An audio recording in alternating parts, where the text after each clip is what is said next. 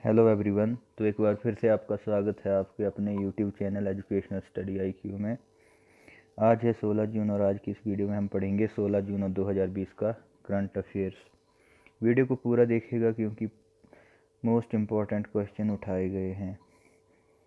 तो चलिए शुरू करते हैं आज का वीडियो। हमारा पहला प्रश्न है, मुख्यमंत्री स्वावलंबन योजना 2018 हिमाचल प्रदेश में कब लागू की गई? तो ये लागू की गई थी 9 फरवरी 2019 को। इसके तहत जो मेल्स थे उनके लिए 25% सब्सिडी दी जाती थी और जो फीमेल्स थी उनको 30% सब्सिडी दी जाती थी। काफ़ी ही चर्चित और महत्वपूर्ण योजना है और अब हाल ही में इसकी जो सब्सिडी है वो मेल और फीमेल के लिए बराबर कर दी गई है 30%। हमारा अगला प्रश्न है, 13 जून 2020 को हिमाचल प्रदेश के कितने कैडेट्स भारतीय सेना में लेफ्टिनेंट बने? तो ये बने 14। फ्रेंड्स, भारतीय सेना में हिमाचल प्रदेश का काफ़ी योगदान है, चाहे वो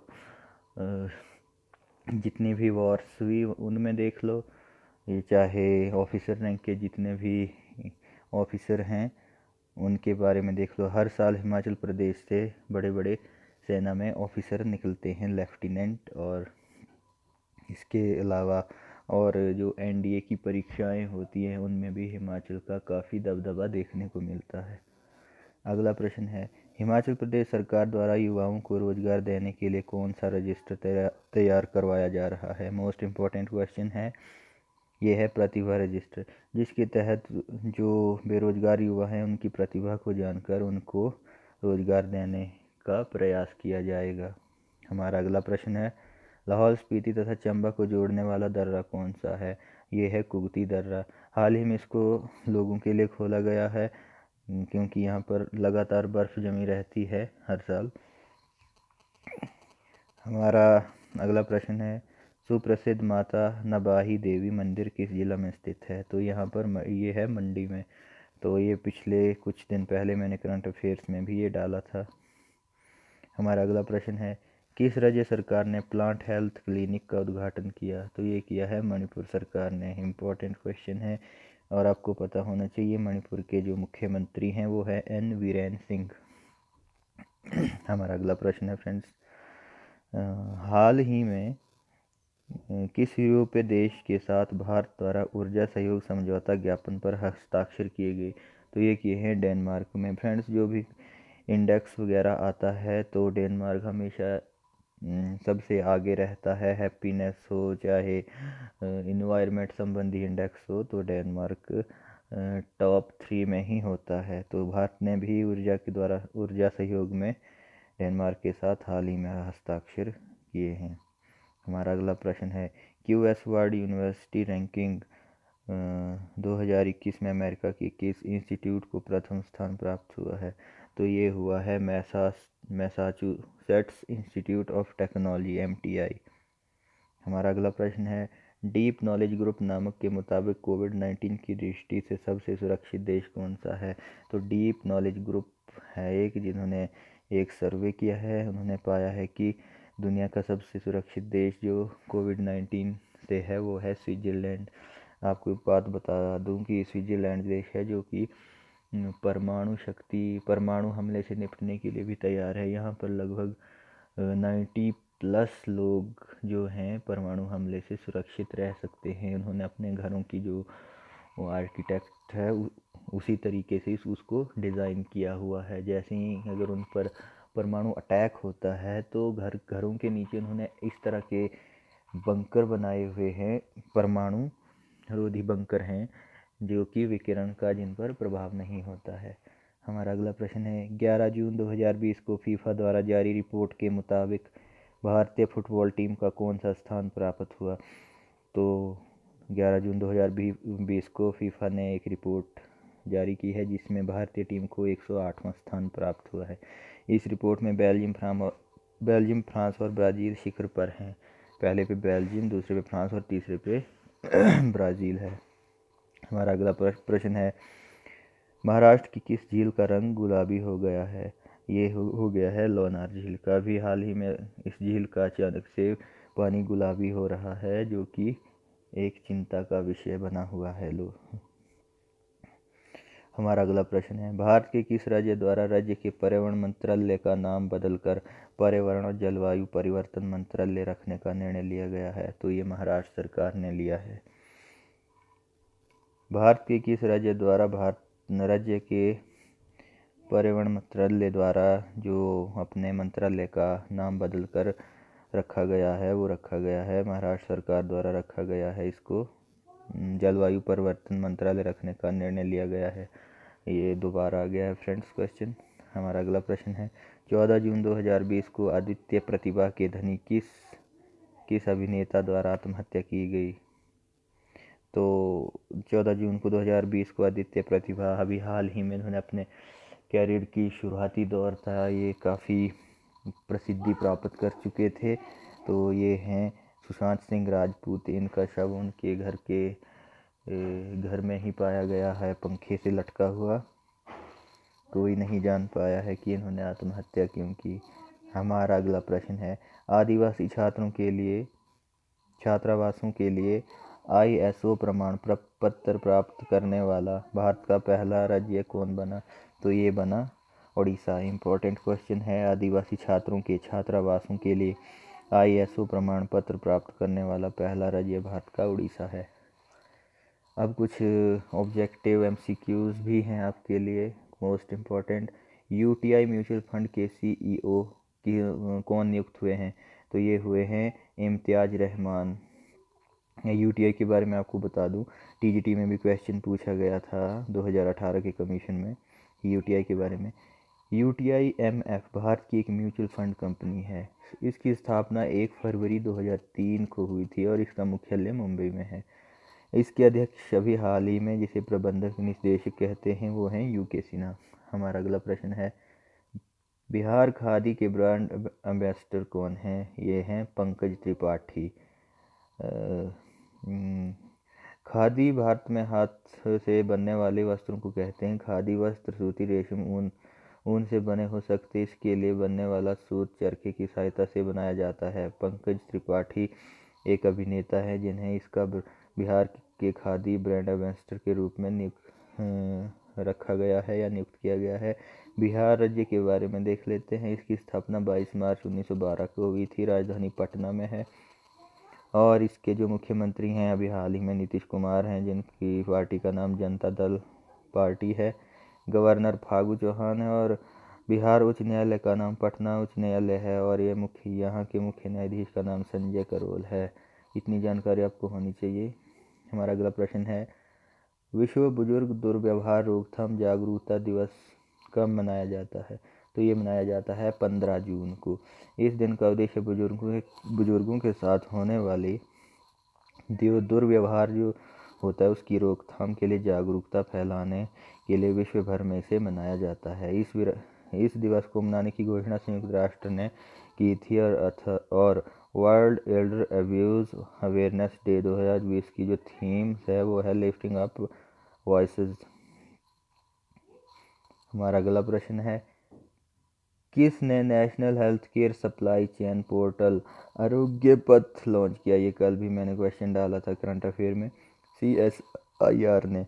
इसका उद्देश्य वास्तविक समय पर महत्वपूर्ण स्वास्थ्य आपूर्ति की उपलब्धता प्रदान करना है और आरोग्य पथ निर्माताओं, आपूर्तिकर्ताओं और ग्राहकों की मदद करेगा। CSIR के बारे में आपको बता दूं, council of the scientific and the industrial research, वैज्ञानिक तथा औद्योगिक अनुसंधान परिषद इसको हिंदी में कहते हैं और इसकी स्थापना 26 सितंबर 1942 को हुई थी। इसके हाल ही में जो डायरेक्टर जनरल हैं वो है शेखर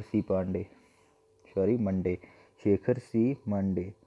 हमारा अगला प्रश्न है, ग्लोबल विंड डे कब मनाया जाता है? ये मनाया जाता है 15 जून को, ग्लोबल विंड डे। इस दिवस का उद्देश्य दुनिया भर में पवन ऊर्जा का उपयोग और उसकी शक्ति के प्रति लोगों को जागरूक करना है और आपको पता है ये 15 जून को मनाया जाता है। AWEA European wind energy association और GWEC ने मिलकर विश्व स्तर पर इसे ग्लोबल विंड डे के रूप में मनाए जाने की घोषणा की है। अब ग्लोबल विंड जो डे है उसके बारे में थोड़ा जान सकते हैं। ग्लोबल विंड एनर्जी काउंसिल है इसका फुल फॉर्म और इसकी स्थापना 2005 में हुई थी। इसका मुख्यालय जो है ब्रुसेल्स में है, GWEC का, और इसके अध्यक्ष मॉर्टन डायरहोम हैं।